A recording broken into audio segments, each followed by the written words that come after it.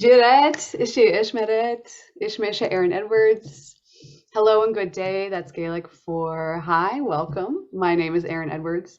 My pronouns are they, them, and theirs. And this is episode 36 of Inspiring Insights. And I'm so happy to be joining all of you fantastic people on this live recording. A little about me. I'm an uprooted Newfoundlander with Irish and Welsh descendants. I'm the offspring of two teachers, and I know that I have a lot to learn, a lot to step into in my own teachings, including the modifications to an online stress reduction course that I have coming up, which will give it more of like a pagan, more nature-based spirituality kind of feel. So if you're interested in that, just let me know, and we can talk more about that after as well. So here I am in Toronto. I teach mindfulness for soul-centered human transformation here. And this land, I want to give a little shout out to the original caretakers of this land. And there are many folks, many nations that have originally caretaken for the land around the Great Lakes. So, thanking the Anishinaabeg today, the Chippewa, the Wendat, the Haudenosaunee, and recently the Mississaugas of the Credit. And as a newcomer and settler, I have been invited to lift the one spoon with all others who live here and care for this land within the Dish with One Spoon Wampum Belt Treaty. So on this podcast, I commit to respectful collaboration and representation here. And just as I have been invited to lift the spoon, I invite others to take up your knives and throw them away, okay? Peacefully and peaceably weave with me a new world of possibility in wellness and in healthcare. And this is what we're all about on Inspiring Insights. So that means decolonizing my own language, my career path, the ways in which we think and we act about medicine, about mindfulness, about spirituality, and about healing. And using my platform as this space to break cycles and as a platform for change. I think that podcasts have so much potential for healing, and even just hosting this podcast has been great for my own soul-centered human transformation just in the past year. And when I think of this pandemic, what it has allowed me to witness, I am so incredibly thankful for that. And that's not without acknowledging, that it has been very tough. It has been very hard, especially to own a small business this past year, even more months than that actually now. We're, I think, going on 14 months, let alone continue to thrive and to build an awesome team of practitioners like our guest, Dr. Shreya Batra, has done today and this past year. And, going forward, I think she has a lot to tell us and a lot to share with us tonight. So, I'm asking all of you tonight here to think about as we chat, and I know that most of us are also, wellness entrepreneurs in this industry. How do we create the conditions for perseverance in tough times? How do we befriend that ambiguity, that uncertainty, that chaos that can oftentimes really play into and breed into new creativity and insights for our own business? So how do we create those conditions for perseverance in that tough, chaotic, enlightening time? So as you're with us today, as Dr. Shreya and I speak, if you have any questions, just write them in the chat. Drop a little wave in the comments below if you're watching the replay of this. We feel your energy right now, and we thank you for tuning in. And without further ado, I want to introduce our guest today, Dr. Shreya Batra. Thank you so much for being here, Dr. Shreya. Yes, thank you for having me. I'm so excited. Woo. So Dr. Shreya is the owner of Darou Wellness and works alongside a talented group of healthcare practitioners to provide the best service to the Greater Toronto community. Her personal and clinical interests are in cardiovascular disease, diabetes, insulin resistance, and PCOS. And Dr. Shreya first got interested in the field of naturopathic medicine because she wanted to provide patients with more long-lasting change by determining the root cause.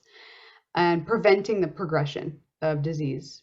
So before graduating, she came across an opportunity that she could not deny, and which we will talk about. And she's now the owner of a beautiful integrative clinic in downtown Toronto.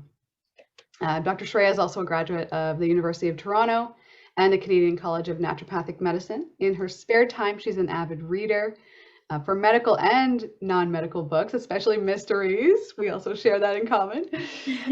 She loves baking, trying new restaurants, and exploring new places. Thank you so much, Dr. Shreya, for being here. Let's talk a little bit more about your story and how you kind of came from this role of student into entrepreneurial life, maybe into full-on clinic owner right away after graduation. Yeah, no, thanks, Erin. So that honestly, the story is one to tell for sure, because I wasn't expecting it. It wasn't like something I had planned. Like often, when people end up in a place of like entrepreneurship, it's something that they think about, like, yes, I want to be a business owner. I'm thinking about this. This is something they think about for years and like plan for it and really put their energy towards it. I was yes, it was in the back of my head that, eventually once I graduate, once I settle down in my practice, that yes, opening up a business will be part of my futuristic plan. It wasn't something that I had thought I would do right out of school or even during school, which is what happened. So yeah, like it wasn't something that I was thinking about in the near future when it happened. And we were in our fourth year of no, actually, it might have even been our third year of CCNM, so the Canadian College of Naturopathic Medicine. And I was very much into the education part of it. Thought like, okay, I just want to make sure that I'm a good clinician and make sure I'm a good healthcare provider.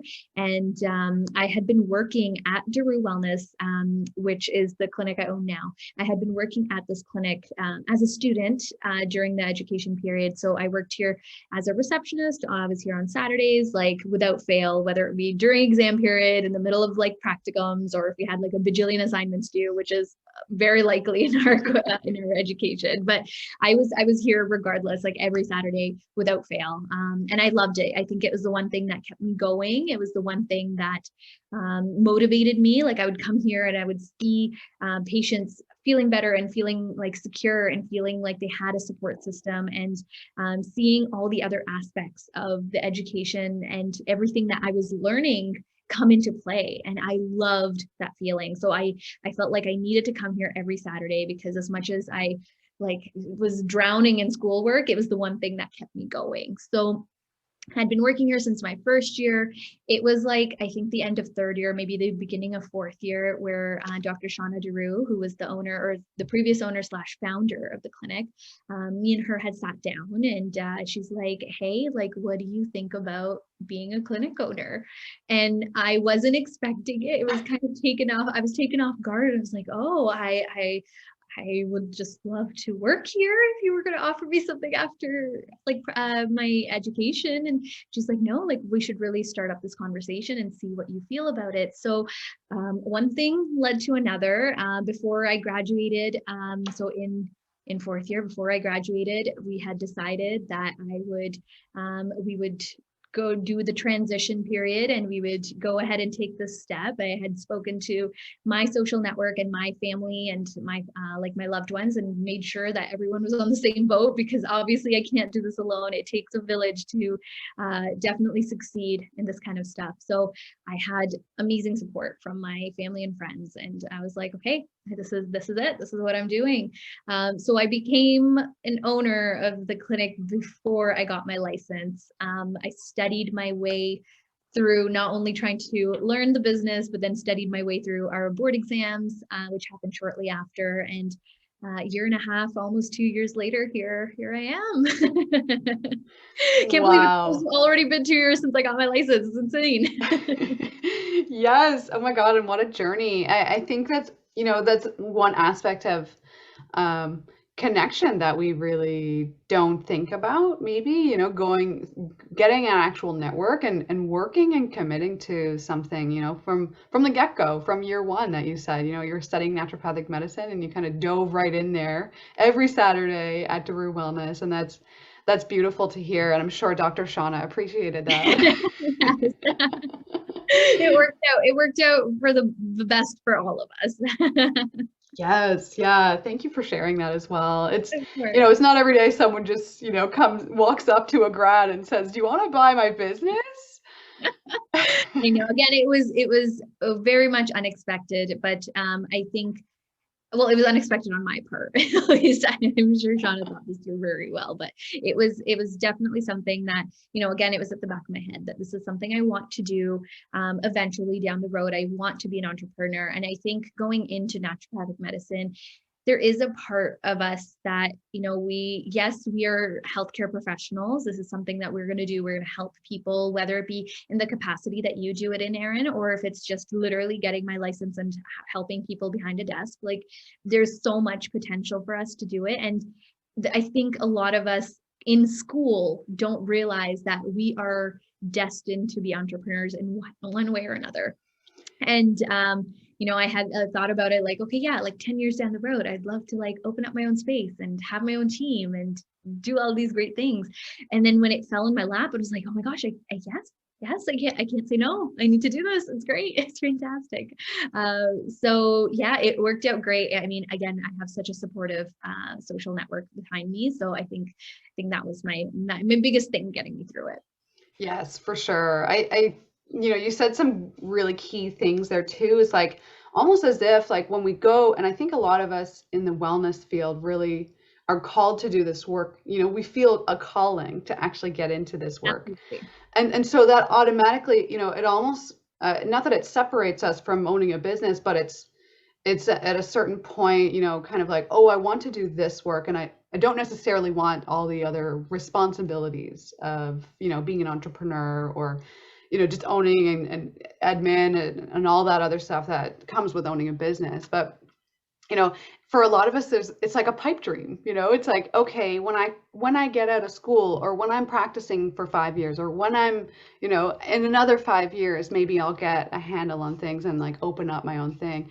And I appreciate that jump that you made, just the full on, almost like a deep dive, a full on, and how how I love amazing is that. it I love how that you that was our class motto, dive deep, it was really just a full on deep dive into that. And I'm so curious, Dr. Shreya, what are some like in the life of a business owner that you maybe never thought of before? Like, what's the daily kind of practices that you might do that kind of help you keep going in terms of just like owning that business? Absolutely. Yeah. So it's been a learning curve to say the least. So like we went to school for medicine. We didn't necessarily go to school for business. So Yeah. numbers to me are a foreign concept. I was very good at math growing up, so I will tell you that. But like accounting and business management, all of these things, it's a very different world. So it was a huge learning curve. But I mean, day to day, I think what's kept me sane is one, prioritizing like, okay, this is a patient day, this is an admin day. In the beginning, yes, I did totally. It was like, I can do it all. And like, I'm trying to build a business and I'm trying to build a practice all at the same time. So yes, I can see a patient on this day and I'll be able to do my accounting and I'll do my bookkeeping. And that stuff just doesn't work. And I'm a very organized person by nature. Like I follow, like walk around with my agenda everywhere. Like my phone has all my calendars. Like I'm a generally very organized person. And I felt very scattered in the beginning because I was like, okay, I'm handling multiple hats, like multiple roles. So it was a learning curve. And I think what works really well for me now is, I do separate my days. I have a few like patient days, which are dedicated only to my patients and 100%. Like I'm here for them. I'm doing all the research for them. I'm doing blood work analysis. Like those are the days I am 110% a practitioner. And then there's a couple of days that I put aside to be the business owner and to be the admin support. And I have those definite like dividers in my life, which I think is very, very important. But that being said, I think a huge part of being a business owner and a clinician at the same time is the fact that I have to accept that, changes happen and changes happen fast. And I need to be there. I need to be there like when something goes wrong, or, I am spending 100% on patient days, but something happened with admin that I have to address right away. Or I am doing all my admin work and a patient emails me, or I get a phone call saying I need help right now. And it's happened. And I think that flexibility and knowing my boundaries and being flexible while knowing my boundaries is a huge learning curve. And that's gotten me through. I think it's one thing that I am a very organized person, and it helps with that. But I think being flexible is probably the biggest lesson that I've learned. Otherwise, it's always been like a to-do list for me going through school. Like, I need to do this, this, this, and I'm very organized and get my tasks done. The biggest, I think, lesson I've learned and I've grown with is flexibility is key. I have to be ready for whatever I do, wherever I do it, and just be ready for the unexpected, really. So I think that's been the biggest thing. Day to day, so far, I feel great doing both things. So far, I feel like I'm very well in managing like the business aspect of things as well as practical aspect of things.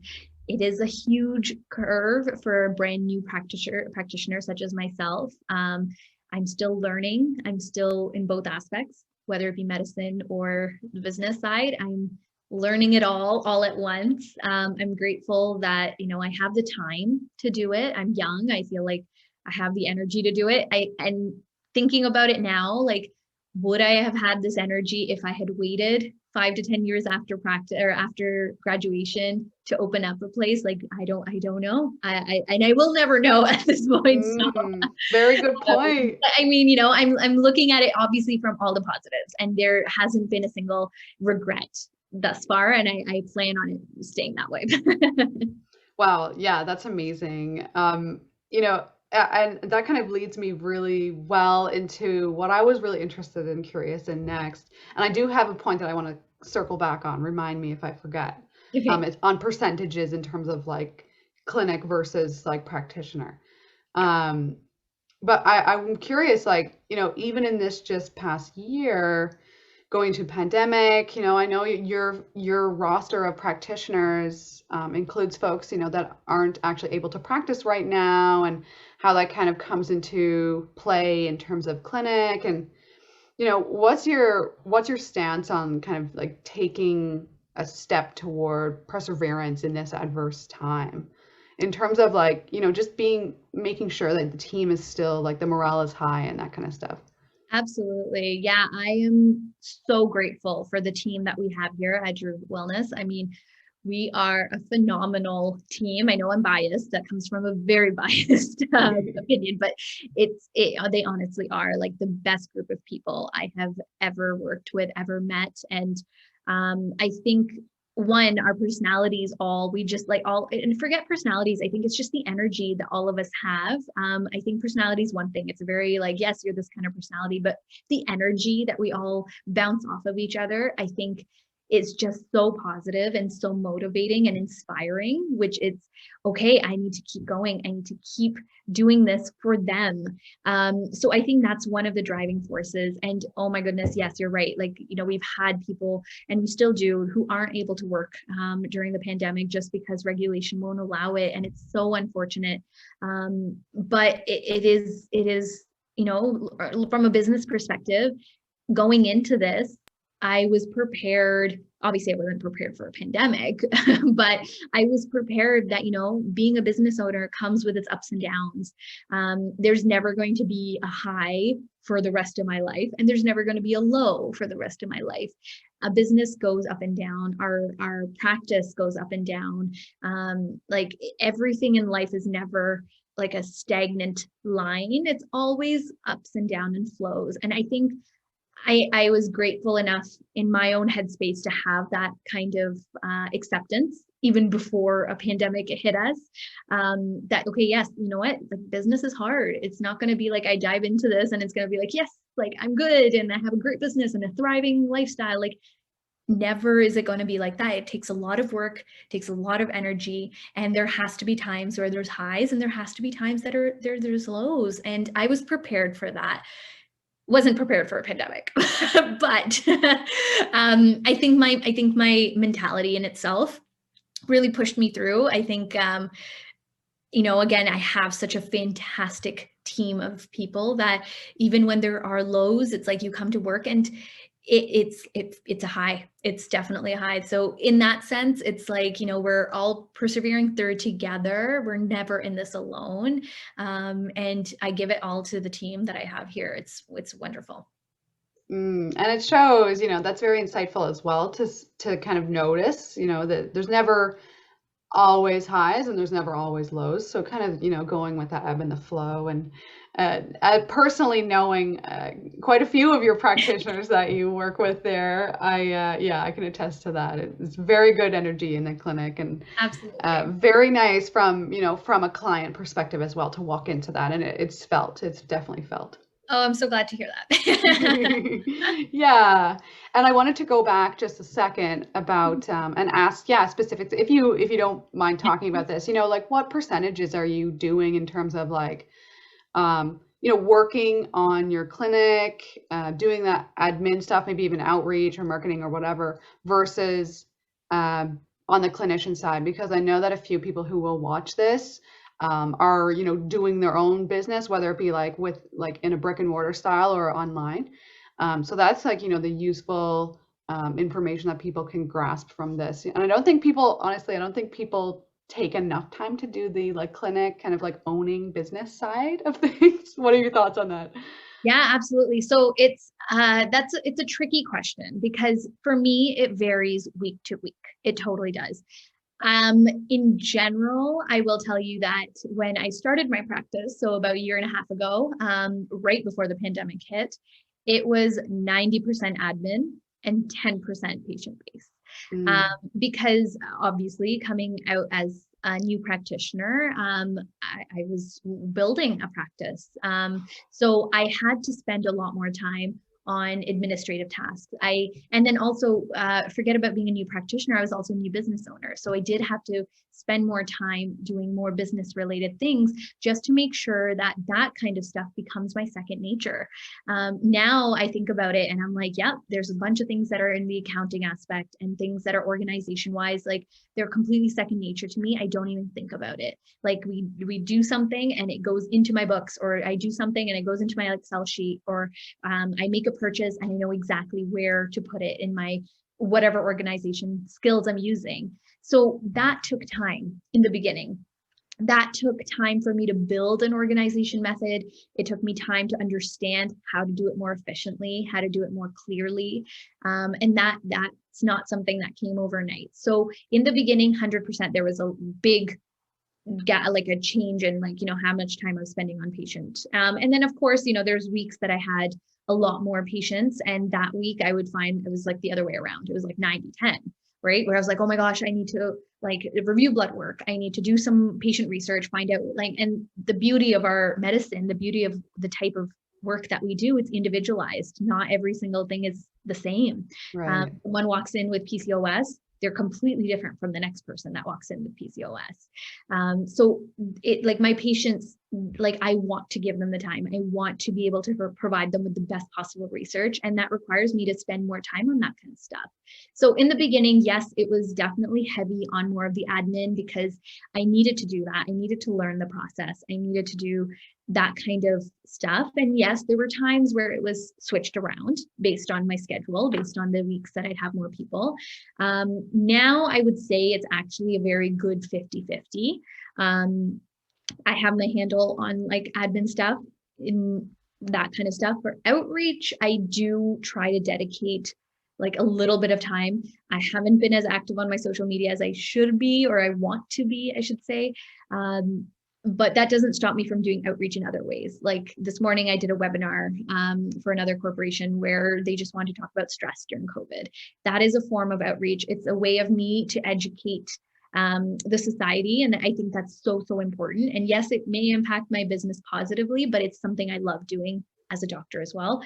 So I also saw patients all day. So I feel like there's a good mix of things now. And I would say it's 50-50 in a good ratio. Last week, it was like 75-25 with patients because I just had a lot of patients who needed to see me. The week before that, it was 25-75 the other way around. So I think that's where that flexibility piece comes back in, right? You just have to be, as an entrepreneur, you just have to be prepared for weeks that you dedicate a lot more time to admin, to catch up, to do more bookkeeping. Tax season just went by. So there was a lot of more admin things. The next 2 weeks, it seems to be patient heavy for me. So I'm going to be spending a lot of time for making the right treatment plans, doing some treatment, doing some research, and potentially doing some outreach the week after. So I think the flexibility is a huge piece for sure. I know I keep saying that, but it's hard to give you an exact number for that matter.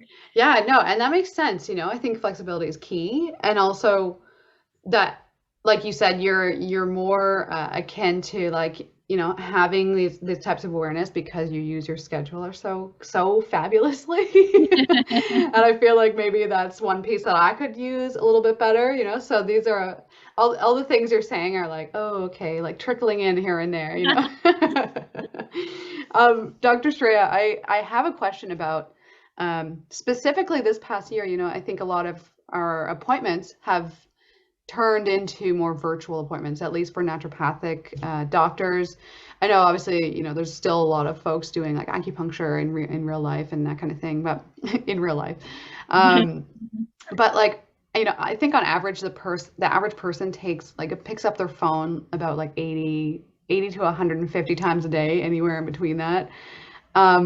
What role does like social media have on your outreach, and has it impacted your ability to take patients? Is virtual better? What are your thoughts on this whole, as a whole, what COVID has done to naturopathic medicine?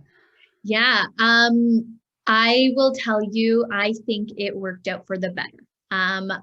In the beginning, I was so resistant to it. I was so upset. And as we all were when things changed back in March 2020, we were all so like, one, taken off guard, being like, oh my gosh, what is going to happen? I think stress, anxiety, worry all like went through the roof. And I don't think a single person can say that it didn't happen to them. So I do remember back in like March 2020 being very resistant to the idea of going virtual. Like it was a daunting task. It was like, oh my gosh, what do I do? But I mean, now looking in hindsight, looking at where we sit now, I do think it has worked for the better, for at least what I see in clinic here. Yes, we do have complete hands-on practitioners. So we have a VIE practitioner, we have a physiotherapist, we have acupuncture, and those things can't be done virtually. They just can't. Those are hands-on manual practitioners, and they only do their job best when it's in person. For naturopathic doctors, yes, we were a little bit restricted when it came to acupuncture and more of the hands-on therapy, but I found that having a virtual connection, one, allowed patients to receive the care that they weren't able to from their medical professionals who were so busy taking care of the pandemic. We had surgeries that were delayed for people. We have people with chronic illnesses who just weren't able to get in to see their specialists. We have people who were trying to do fertility support and their IVF cycles were canceled due to the pandemic. We had people, with anxiety and depression and couldn't see a therapist or their psychiatrist. And these are such big concepts and something that we can all, as naturopathic doctors, support. And I mean, I don't want to say I'm a specialist in chronic disease, or I don't want to say I'm a specialist in any of those things that I mentioned, but I do have the ability to provide you with support, right? Whether it be from a nutrition and lifestyle support perspective, which is always a part of my treatment plans. Because that is our, our building blocks of life, nutrition and lifestyle. But I have so many other like tools underneath my belt when it comes to supplementation and like a type of therapy and just being able to talk to me. And, even if it's virtual, I was able to do that for my patients.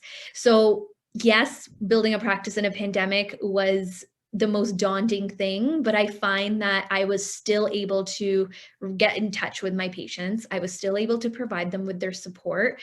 To be honest, it worked for some patients in their favor. They were like, oh my gosh, I hated commuting, or like, I did not like making my time to come out to a 5 p.m. appointment because I was just always running late. And now they were like, a click of a button, they were able to speak with me.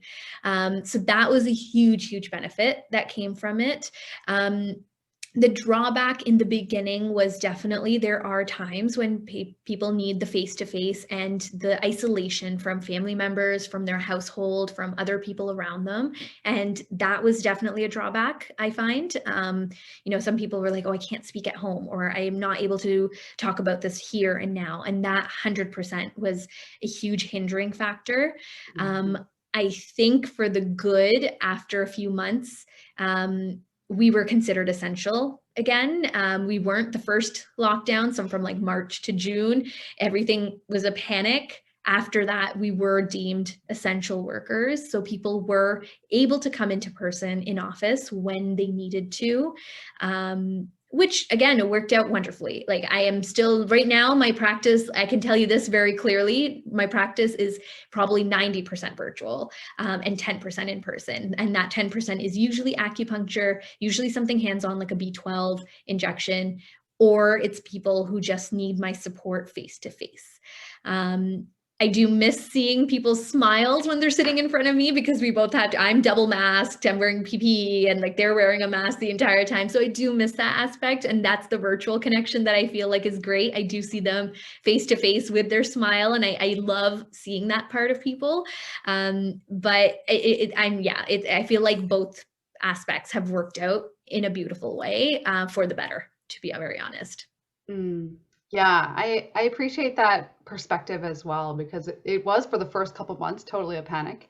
And I think everybody at that point, in some cases, probably even needed to see their practitioners more so. And so, yeah, I'm really happy that naturopaths, became essential, at least in Ontario anyway, after even a couple months, because that's useful. And also the burden on our own healthcare system, right? I think that's what naturopaths really excel at, is just diffusing that and allowing folks to come in. And now that it's virtual, like you said, it's a lot more accessible for folks to even just learn about, like you said, the building blocks, the nutrition, the lifestyle habits, those things that can easily be taught. It's a lot about education. So in that regard, yeah, virtual is, the way to go. I hope it actually continues, because access in terms of commute, even just in terms of like physical access, is quite hard for some folks that, really need to access naturopathic care. So absolutely.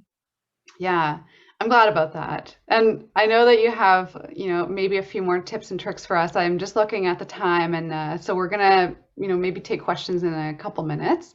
But I wanted to, and I'm reading this book, Dr. Shreya, called Who Do We Choose to Be? And it's by Margaret Wheatley. It's about leadership. I love it. And she says in it that, meaning making is what defines us as humans. So actually making meaning and being able to like take from our experience, And I think a lot of us as entrepreneurs really need to have meaning in the work that we do. And that's probably why we are entrepreneurs, right? When we own our own businesses, because we couldn't find it somewhere else, that experience. And then she later goes on to say in the book that the greatest enemy of thinking is busyness. And then she says, or is it business? So I'm wondering your thoughts on just like, do we think about business too much? Like in this world, are we like over commodifying the meaning of business and the meaning of the emphasis that we work? Because in this way, it's really intertwined with our own meaning of our own lives and our own career. As a business owner, as a naturopath, what are your thoughts on that, and how do you interpret that all together in one? Oh my gosh. So that's funny. I really like that. But I don't think that business should be seen as a negative connotation in any way or form. I think, like you had just alluded to, it's more so like making it the way I envision it, right? It's not about the fact that, yes, I'm an entrepreneur, or the fact that, yes, I'm a sole proprietor, or I'm learning, or I'm working on my own, or I'm just working for myself and not a big corporation. It's not about that. It's more so that I couldn't find it anywhere else, like you said, and I wanted to build it.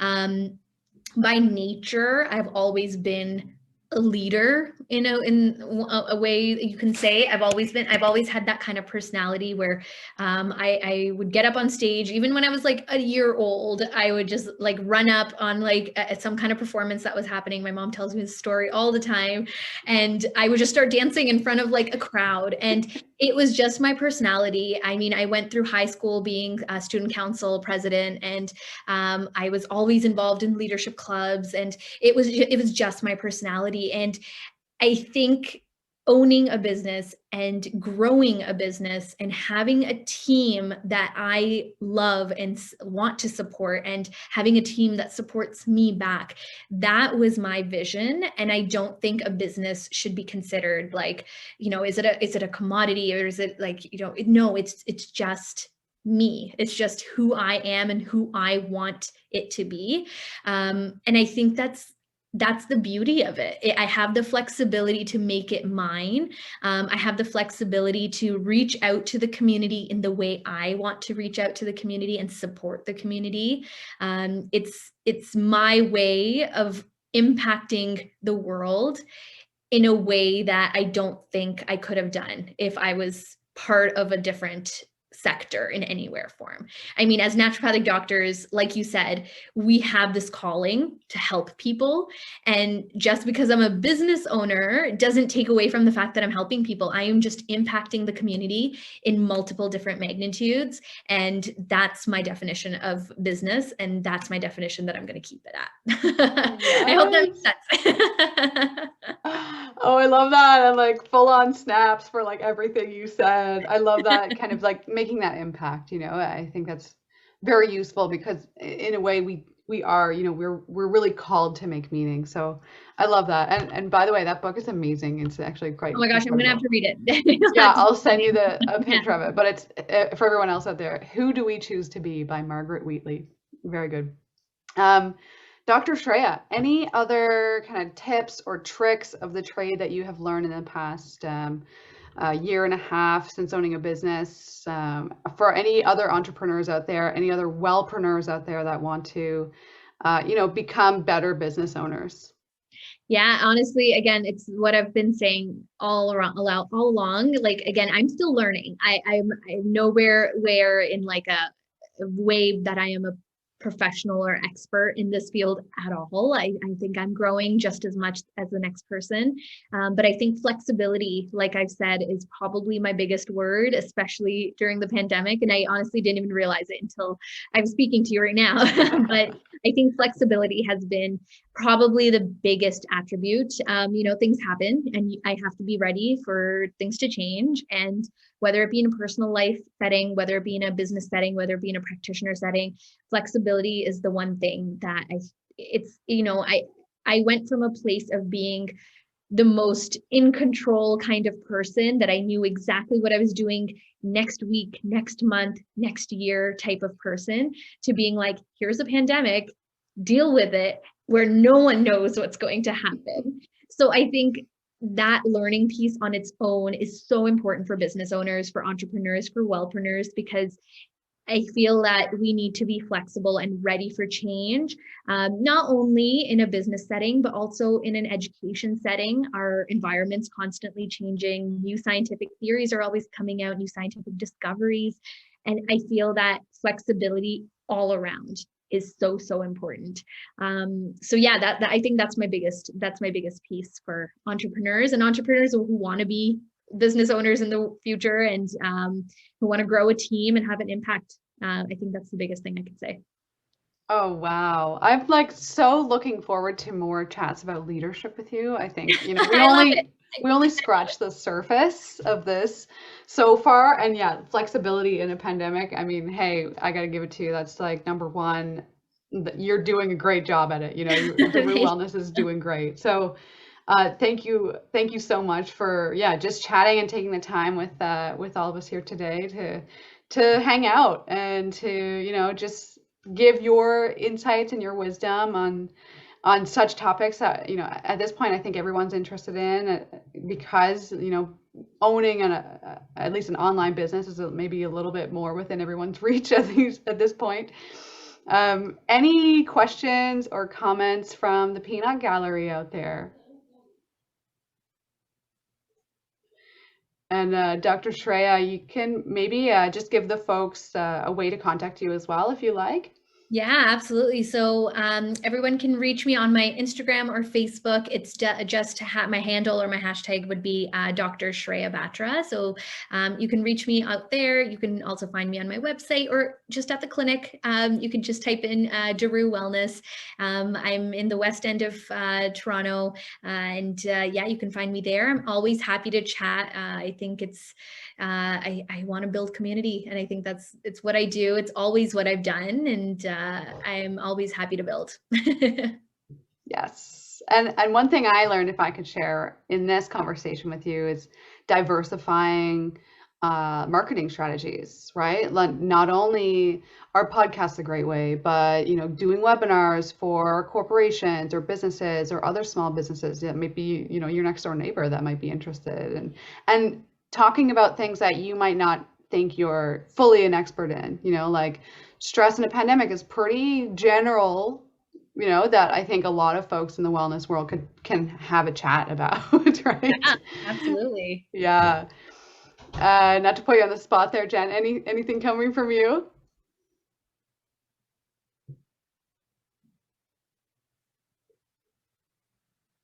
Oh, she's muted. Oh, Jen's yeah, you're on muted. mute. The first thing I wrote down was keep going, which is like, I just feel like that's just so important. And not only that, but just, remembering that we're never alone in this, right? And, but yeah, I mean, running a small business in a pandemic certainly has its challenges, but it's just, I don't know. I feel like we have to remember that there's a light at the end of the tunnel somehow. Absolutely. Yeah, no, I resonate with that 100%. I like, again, I do have practitioners who are just not able to work at the moment, and it's so unfortunate, but at the end of the day, it has to end. Eventually, it has to end. There is a light at the end of the tunnel. There is. So, Erin, actually, I don't even know if you know this, but I'm scheduled to be married at the end of June. So, there is a light at the end of the tunnel. And honestly, I have planned my entire wedding in a pandemic. So I feel like it's the one thing that, it's going to happen. It like something good will come of this. And I don't know what it is. I don't know what the pandemic was supposed to tell us, but it's taught us things and we may not realize it yet. But keep going. It's the best thing you can do. Yes. Congratulations, first off. That's you. Really soon. That's like next month.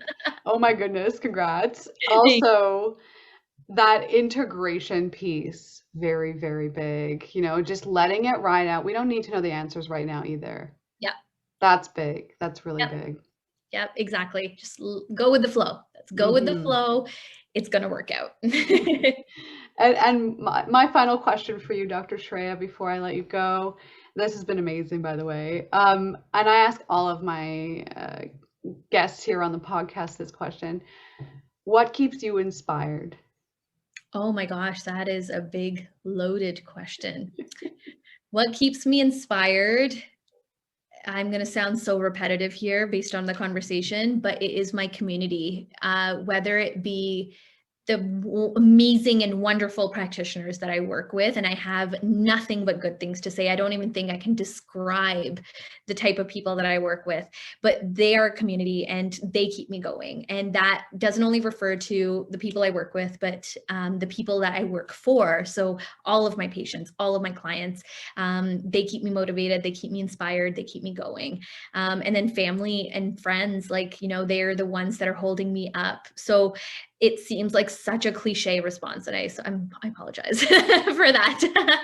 But I think what keeps me going and what inspires me and what drives me to my best is the people that surround me.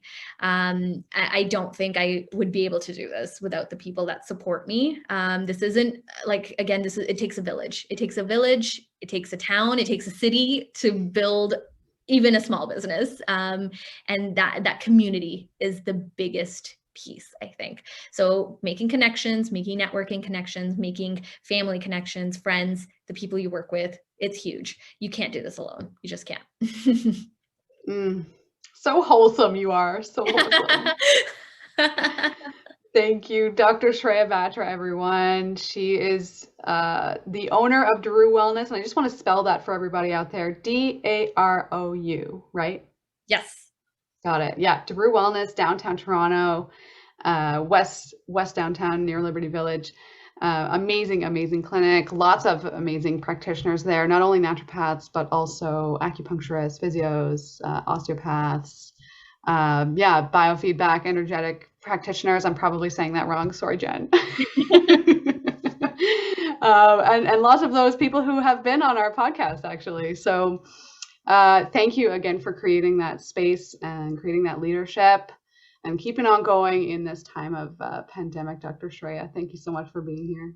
Well, thank you for having me. This was a lot of fun. The hour went by so fast. Right? That's how it goes here. We have a lot of fun. For everybody out there wishing, any more details on Reawaken, what I do in my own company, mindfulness-based stress reduction course, and how to get discounts on that, you can reach out to me. My email is hello@reawakenco.com.